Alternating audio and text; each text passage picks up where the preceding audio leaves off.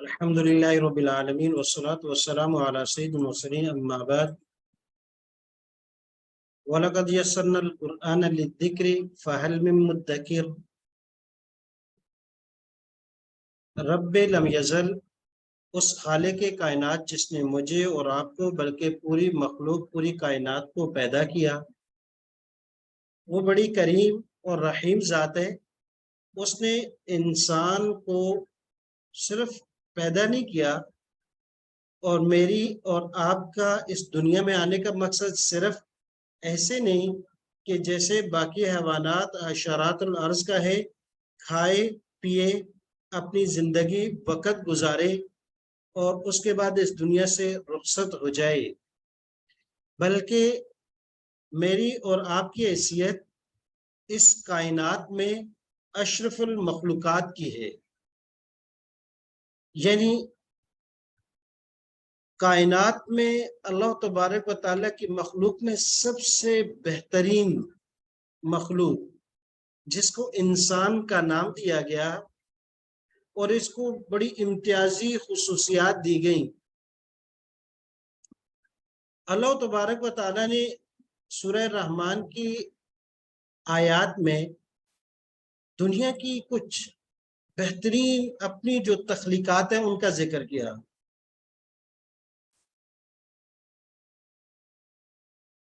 الرحمن، اور اس کے بعد 4 چیزوں کا ذکر کیا۔ اس کے بعد رحمان کے بعد کہا کہ یہ رحمان وہ ذات ہے جس نے بڑی بڑی کائنات میں اور کچھ چیزیں ایسی ہیں جو ہر چیز سے یونیک ہے، اس میں سے ایک انسان کی تخلیق ہے۔ خلق الانسان،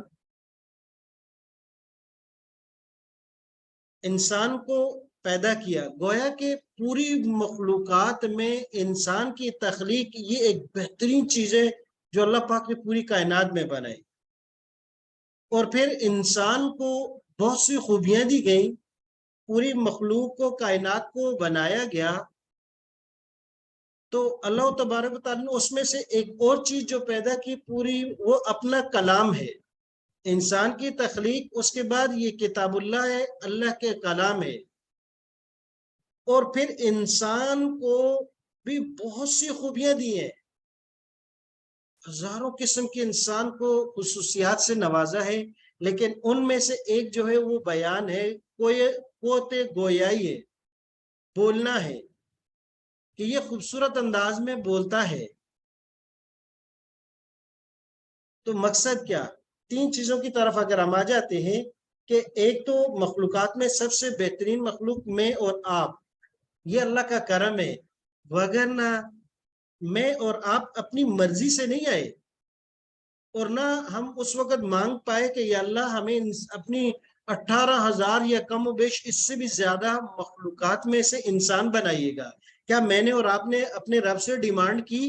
نہیں، بغیر مانگے ہماری ڈیمانڈ کے اللہ پاک نے اپنی بیسٹ کریشن میں سے انسان ہمیں بنایا، اور پھر اس مخلوق میں کہ جس کو سب سے بہترین صفت بولنے کی عطا کی، کہ انسان سیکھتا ہے، بولتا ہے۔ اور پھر اللہ تبارک و تعالیٰ نے ایک اور کرم کیا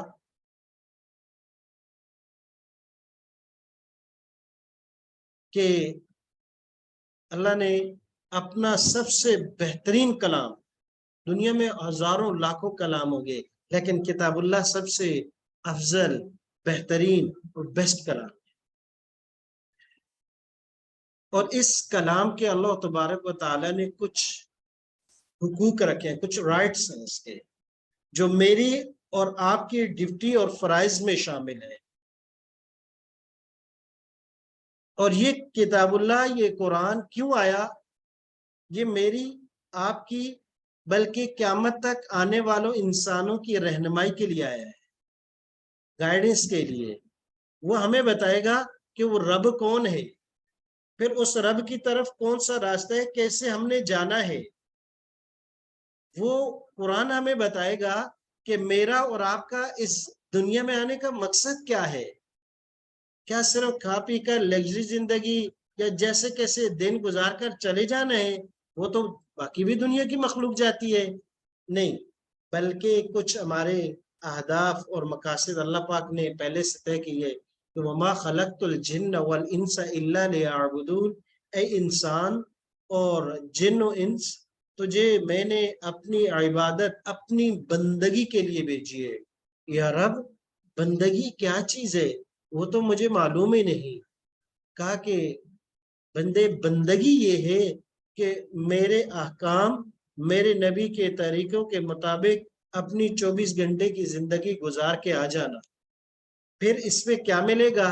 کہا دنیا میں بھی راحتیں، اطمینان، سکون، اور آخرت میں انعامات، وہ اور ایسے انعامات جو نہ ختم ہونے والے ہیں، جن کی پھر کوئی لمٹ نہیں ہے، جن کی کوئی حد نہیں ہے، وہ ملیں گے۔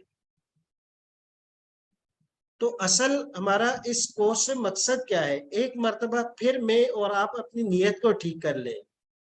حدیث شریف میں آتا ہے انما الاعمال بالنیات، کہ عمل کا دار و مدار اور اعمال ڈیپینڈ کرتے ہیں انسان کی نیت پر، ارادے پر، کہ کس ارادے سے کر رہا ہے۔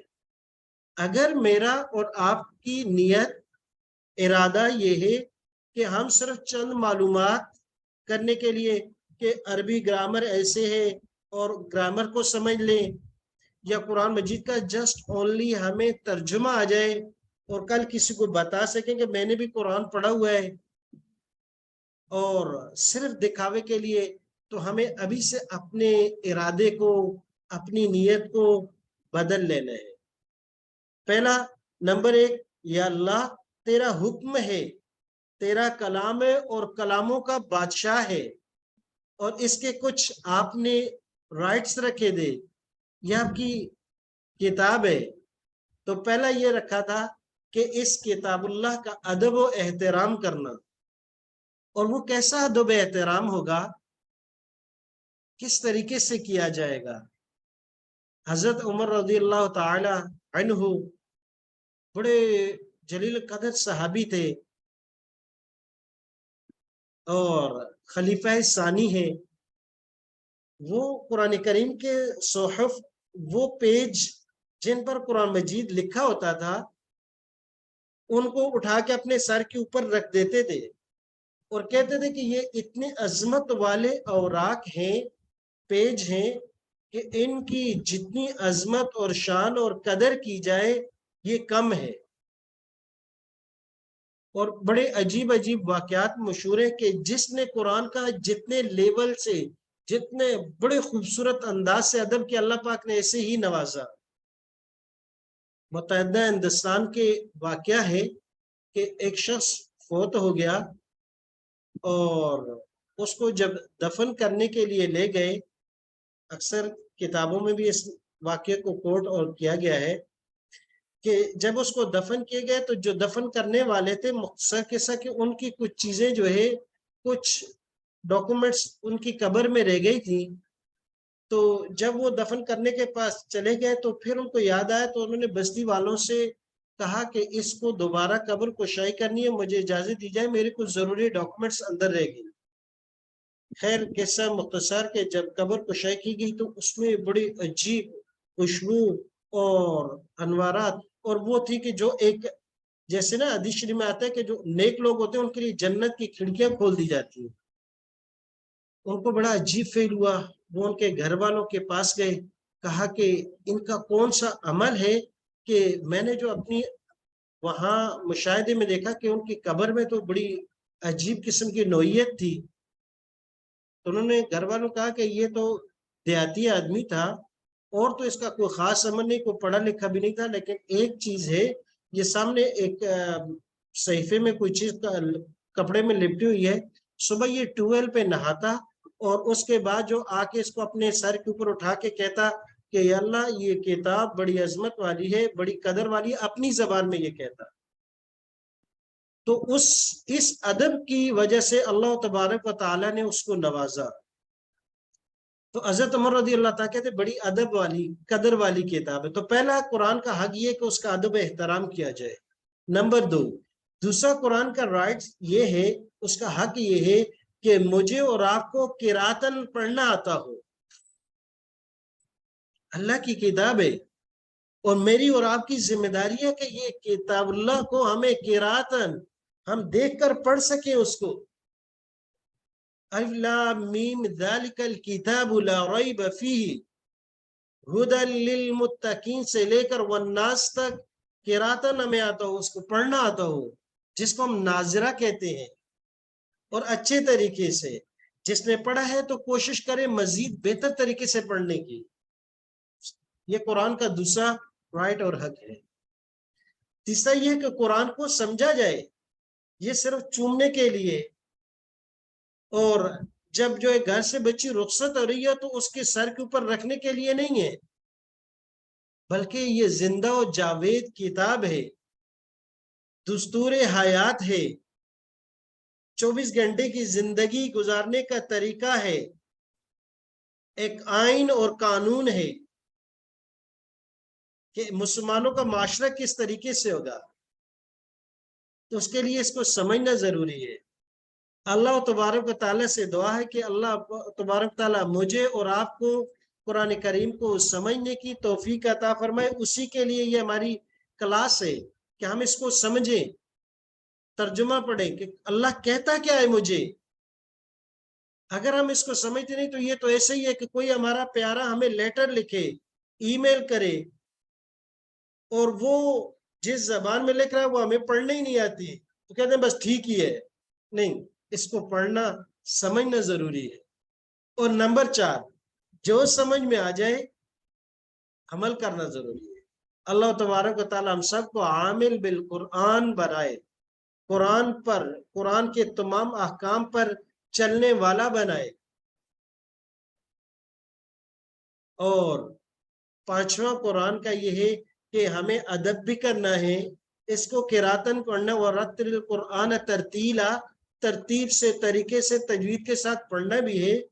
پھر اس کو سمجھنا بھی ہے تاکہ ہمیں پتہ چلے کہ میرے رب نے مجھے کہا کیا ہے، اور پھر اس پر عمل کرنا ہے تاکہ یہ قرآن میرے اور آپ کے لیے کل قیامت کے دن شفاعت کرنے والا بن جائے، سفارشی بن جائے. حدیث شریف میں آتا ہے کہ قرآن یا تو یہ تیرے لیے حجت ہے یا تیرے اوپر حجت ہے. کیا مطلب؟ مطلب یہ کہ یہ تو اگر میں نے قرآن کے حقوق ادا کیے، قرآن کے رائٹس پر پورا کرنے کی کوشش کی، جو ہمارے فرائض اور ڈیوٹی بنتی ہیں ان کو بجا لایا، تو کل قبر میں بھی یہ پروٹیکشن کرے گا، حفاظت کرے گا. جب اگر کہیں مسئلہ کھڑا ہو جائے گا تو قرآن درمیان میں آ جائے گا، کہے گا یا اللہ یہ وہ بندہ ہے جو مجھ سے محبت کرنے والا تھا، مجھے پڑھنے والا تھا، اس نے مجھے اپنی زندگی کا مقصد بنا لیا تھا. تو یہ قرآن قبر میں بھی آ کے انسان کی پروٹیکٹ کرے گا، حفاظت کرے گا اور سیکیورٹی وہاں کھڑی کر دے گا. اور حشر والے دن بھی یہ وہ سفارشی ہے کہ جس کی سفارش عند اللہ مقبول ہے. بڑا زبردست طاقتور قسم کا، جھری قسم کا، یہ جو اللہ کے سامنے کھڑے ہو کر بندے کے حق میں ایسا احتجاج کرے گا کہ اس کا احتجاج قابل قبول ہوگا، اس کی سفارش قابل قبول ہوگی. قرآن کہے گا یا اللہ بندہ ہے، خطائیں ہو گئی، گناہگار ہے، لیکن اے میرے رب یہ مجھ سے محبت کرتا تھا. اگر ایک سورت کو بھی پڑھنے والا ہو گیا، اس پر عمل کرنے والا ہو گیا، یہ قرآن کی ایک سورت بھی کل انسان کے لیے کھڑی ہو جائے گی. جیسے کہ حدیث شریف میں آتا ہے کہ ایک سورت وہ کل کھڑی ہوگی کہ یا اللہ یہ مجھے پڑھتا تھا، یا تو مجھے اپنے کتاب اللہ، اپنے قرآن کا حصے سے نکال دے یا پھر اس کی بخشش کر دے. ایک ایک سورت میں اتنی طاقت ہے تو پورے قرآن کی کتنی ہوگی. تو یہ عمل بالقرآن. اور 5واں رائٹ یہ ہے کہ میں اور آپ، ہم میں سے ہر ایک بندہ اور بندگی، جو بھی بندی اللہ کی، جو بھی ہے، اس نبی اکرم صلی اللہ علیہ وسلم کا امتی ہے، چاہے مرد ہے چاہے عورت ہے، میل یا فیمیل، وہ उम्मती होने के साथ साथ वो दाई भी है, दावत देने वाला भी है। कुरान खुद पढ़ रहा है, दूसरों को भी दावत देगा, अपने घर में बड़ों को, छोटों को, बच्चों को, बहन को, भाइयों को, रिश्तेदारों को। ये भी रिस्पॉन्सिबिलिटी है, जिम्मेदारी है। अकेले अकेले नहीं कि अपनी फिक्र कर ली कि अल्लाह मुझे नेक बना, ना ना।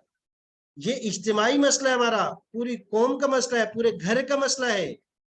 लिहाजा पूरे घर वालों को लेके बैठ जाओ, उनको तरगीब देनी है, दावत देनी है। आप में से हर एक दाइया है, वो दूसरे को दावत दे दे, आ जाओ कुरान मिलकर पढ़ते हैं, मिलकर सीखते हैं। अल्लाह तबारक व तआला अपनी रहमत, अपनी करम से बरकत अता फरमाएंगे। तो ये है कि कुरान करीम का हमारा कोर्स के मकासद में से क्या है, सिर्फ अरबी ग्रामर सीखना नहीं है। अगरचे मैं इसलिए कह रहा हूँ कि हम अरबी ग्रामर के साथ साथ शुरू करेंगे ताकि सीखना आसान हो, लेकिन मकसद ग्रामर नहीं होगी, मकसद कुरान होगा।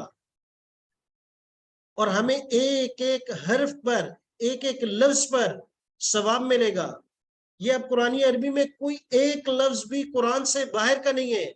हम ग्रामर पढ़ रहे होंगे, अरबी ग्रामर सीख रहे होंगे, लेकिन एक एक लफ्ज पर हमें, वैसे अगर एक लफ्ज को समझे बगैर पढ़े तो एक हरफ पर 10 नेकियां हैं, एक हरफ पर 10 नेकियां हैं। और हदीस में आता है अलिफ लाम मीम, ये एक हरफ नहीं, ये 3 हरफ हैं। एक लफ्ज में 3, 4, 5, 6, 7, 8, 10 तक भी हरफ होते हैं। तो एक एक पर 10। और जब समझ कर पढ़ेंगे अज़ाफ़ मुदावा, फिर तो अल्लाह पाक दुगना कर देंगे, डबल कर देंगे कि ये मेरी बंदी मेरी किताब को समझ समझ कर पढ़ रही है, सीखने की कोशिश कर रही है। तो अल्लाह पाक इसके लिए फिर, वो तो करीम है, उसके यहाँ तो फिर ये जब बिजनेस उसके साथ हो तो प्रॉफिट तो कई गुना बढ़ जाता है। तो ये है, हमारी प्रॉफिट बढ़ जाएगी, डबल ट्रिपल हो जाएगी। तो ये कुरान करीम को समझने के लिए हम ये पढ़ रहे हैं, और ताकि कुरान करीम पर अमल करना आसान हो जाए। पांचवा हक जो कुरान का है कि इसका दावत भी देना है, और साथ ये करना है कि कुरान की तिलावत, जब आप कुरान तर्जुमा सीखना शुरू करेंगी तो जब समझ लेते हैं किसी चीज को, इबारत को, तो उसको याद करना आसान होता है। फिर कोशिश कीजिएगा कि कुरान का कुछ न कुछ ऐसा याद कीजिएगा। इसकी आसान मिसाल है कि दुनिया की कोई जबान भी अगर आपको समझ में आती है तो उसको याद करना आसान होता है। उसको आया अगर समझ में नहीं आती तो फिर ज्यादा मुश्किल हो जाती है थोड़ी। अगरचे कुरान तो ना भी हो तो फिर भी छोटे छोटे बच्चे याद कर लेते हैं। तो याद करने का है, क्यों? ताकि हमारी कब्र और अशर में ये कुरान करीम की हमें शिफात नसीब हो जाए, और बड़ा स्ट्रॉन्ग किस्म का सिफारशी होगा। सारी दुनिया उस दिन भागेगी, किसी की दोस्ती काम नहीं आएगी। लेकिन ये किताबुल्लाह के साथ, कुरान के साथ जिसने दोस्ती लगा दी, ये इतना जबरदस्त दोस्त है, ये ना सिर्फ दुनिया में फायदा देगा बल्कि जहां कोई भी काम नहीं आएगा। यौम यफिरुल मर्उ, जिस दिन इंसान भागेगा किससे? अपने भाई से, अपनी बहन से, अपनी माँ से, अपने बाप से, हर एक से। उस दिन ये कुरान तलाश कर रहा होगा, कौन है मेरा अदब करने वाला, कौन है मुझे किरातन पढ़ने वाला, नाजरा पढ़ने वाला, कौन है वो लोग जो मुझे समझ कर पढ़ने वाले थे, कौन है वो लोग जो मुझे अमल करते थे और मेरी दावत देते थे। ये तलाश कर करके, पकड़ पकड़ के, हमारे कुछ गुनाहों की गुनाहगार तो हैं, खताकार तो हैं, या अल्लाह हम अपने गुनाहों का, अपनी जुर्मों का एतराफ करते हैं। या अल्लाह हम शैतान की तरह नहीं कि गुनाह भी कर दें फिर अक्ल और दलील और ये भी घड़े कि नहीं हम ठीक हैं। अल्लाह तेरे रहमत के तालिब हैं, और अपनी इस कलाम की बरकत से दुनिया और आखिरत की रहमतें बरकतें हमारे हक में कर दे। ये दुआ भी करते रहे, ये दुआ भी करते रहे। तो ये कोर्स के मकासद में से ये है कि हम कुरान के हुकूक अदा करने वाले हैं। तो इंशाल्लाह हर एक ये कोशिश करे, आप सल्लम की दुआ में हम शामिल हो जाएंगे। जी, तो ये एक चीज है कि जब कुरान मजीद का तर्जुमा आ जाएगा तो अभी से अपना हदफ रख लें कि फिर हम कुरान को याद करना भी शुरू करें। تھوڑا تھوڑا یاد کریں گے. تو اسی لیے اردو ترجمہ آ جائے تو قرآن پاک سمجھنا آسان ہو جائے گا، اور عربی ترجمہ جب آ جائے گا تو قرآن پاک کو یاد کرنا آسان ہو جاتا ہے اور یاد رکھنا بھی آسان ہو جاتا ہے. تو اسی لیے میں اور آپ آج سے ارادہ کرتے ہیں کہ ہم صاحب قرآن مومن اور مومنہ کا کردار اپنائیں گے، اور دینی تعلیم کے لیے بہترین استعداد کی بنیاد رکھیں گے کہ عربی گرامر جب سیکھ لیں گے کتاب اللہ کو بھی سیکھیں گے. اس کے علاوہ آگے پھر مزید بھی ہم کوشش کریں گے انشاءاللہ تبارک و تعالی. تو یہ قرآن کریم حفظ کرنے کے لیے بھی آسان ہو جائے گا. اس لیے کہا کہ ارادہ کر لیں آج سے انشاءاللہ یہ کریں گے. تو قرآن عربی سے ہم شروع کریں گے، حفظ قرآن کی بھی کوشش کریں گے، دینی تعلیم کے لیے بھی کوشش کریں گے، عمل بالقرآن کی اور دعوت بالقرآن کی، تاکہ وجہ ہے کہ ہمیں اس قرآن کی شفاعت نصیب ہو جائے، شفاعت نصیب ہو جائے. تو یہ ہمارا مقصد تھا تاکہ ہم اپنی نیت کو کلیئر کر لیں اور آگے تاکہ ہمارے لیے سیکھنا آسان ہو جائے انشاءاللہ تبارک و تعالی. جی اب یہ کچھ چیزیں ہیں جو طلبہ کے لیے چند ہدایات ہیں، غور سے دیکھیے گا. قرآن شریف نازل کیے جانے کے مقاصد میں سے ہے کہ ہم نے کرنا کیا ہے. یہ کتاب جیسے کہ قرآن مجید میں ہے کہ کتاب جو ہے یہ تدبر کے لیے آئی ہے، غور فکر کے لیے آئی ہے اور تذکر کے لیے آئی ہے کہ اس سے ہم نصیحت لیں. تو یہ کیسے ممکن ہے؟ قرآن کریم میں اللہ تبارک و تعالیٰ کہتے ہیں کتاب انزلناہ الیک مبارک لیدبروا آیاتی ولیتذکر اولو الالباب. یہ قرآن کے نازل کیے جانے کا مقصد ہے. اللہ پاک کہتے ہیں کہ کتابن، یہ کتاب انزلنا ہم نے اتاری ہے، الیک اے میرے پیغمبر آپ کی طرف، مبارکن بڑی برکت والی ہے، ہر لحاظ سے برکت ہے، سینے سے لگائے چومیں، ہر لحاظ سے برکت والی ہے، پڑھیں، برکت اس میں ہے. اچھا صرف برکت کے لیے کا نہیں، لیدبروا، یہ کتاب اس لیے آئی ہے، اس کا مقصد یہ ہے تاکہ غور فکر کریں اس کی آیات میں. پھر وَلِيَتَذَكَّرَ أُولُو الْأَلْبَابِ، اور صاحب فہم عقل والے لوگ جو ہیں وہ اس سے نصیحت لیں. اب یہ ہے کہ تدبر اور تذکر کیسے ہوگا؟ کہتے ہیں کہ اخبار پڑھنے کے لیے تدبر کی ضرورت نہیں ہے، لیکن کیا آپ سائنس کی کتاب اس طرح پڑھ سکتے ہیں؟ تو اس لیے غور تبھی کریں گے کہ جب اس کو ہم سمجھنے کی صلاحیت حاصل کر لیں گے. لہٰذا اب ضرورت ہے کہ اس کو سمجھنا ہے. اور تذکر کیسے ہوگا، نصیحت حاصل کرنا کیسے ہوگی؟ کہ قرآن کریم کی آیات جو ہم سیکھتے جائیں گے ان پہ عمل کرتے جائیں، ان پہ ہم عمل کرتے جائیں تاکہ دنیا اور آخرت میں ہم فلاح پا سکیں. دیکھیں قرآن کریم سیکھنے کا مقصد وَلَقَدْ يَسَّرْنَا الْقُرْآنَ لِلذِّكْرِ فَهَلْ مِن مُّدَّكِرٍ. اللہ پاک خود کہتے ہیں کہ ہم نے تو قرآن کو نصیحت کے لیے بھیجا تاکہ اس سے نصیحت لی جائے، اس سے اپنی زندگی گزارنے کے طریقہ کار کو سمجھا جائے. تو کیا کوئی ہے نصیحت لینے والا؟ تو نصیحت حاصل کرنے کا مطلب کیا ہے؟ ایمان کامل اور عمل صالح پر آ جانا. ایمان کامل ہو جائے اور اس کے بعد نیک اعمال کرنا میرے لیے اور آپ کے لیے آسان ہو جائے، اور ایمان توکل کے اعلیٰ درجے پر ہو جائے.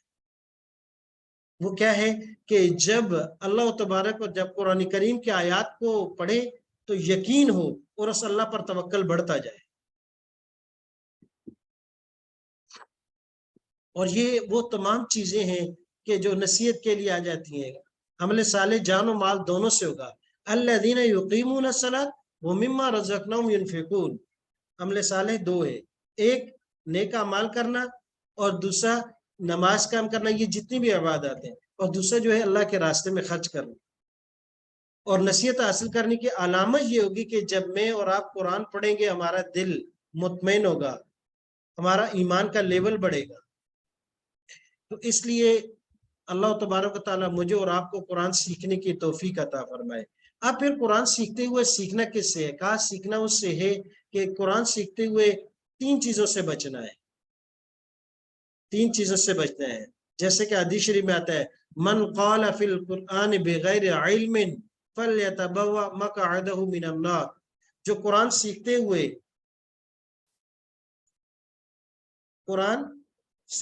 اس نے اپنی طرف سے کچھ چیزیں بنانا شروع کی، وہ اپنا ٹھکانہ جہنم میں بنائے۔ اللہ پاک مجھے اور آپ کو اس سے محفوظ رکھے۔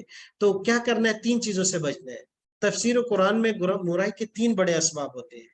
یا تو تفسیر اپنی رائے سے کر لیتے ہیں، اپنی مطلب کا معنی نکالتے ہیں، یا قرآن کو ہم اپنے نظریات کے تابع کرتے ہیں، جو ہمارے نظریات بننے ہوتے ہیں، جو سوچ ہوتی ہے، قرآن کو اس کو تابع کرنے کی کوشش کرتے ہیں۔ حالانکہ ایسے نہیں، قرآن کو اپنے نظریات اور سوچ کے تابع کرنے کے بجائے ہم اپنی سوچ اور خیالات کو قرآن کے تابع کریں۔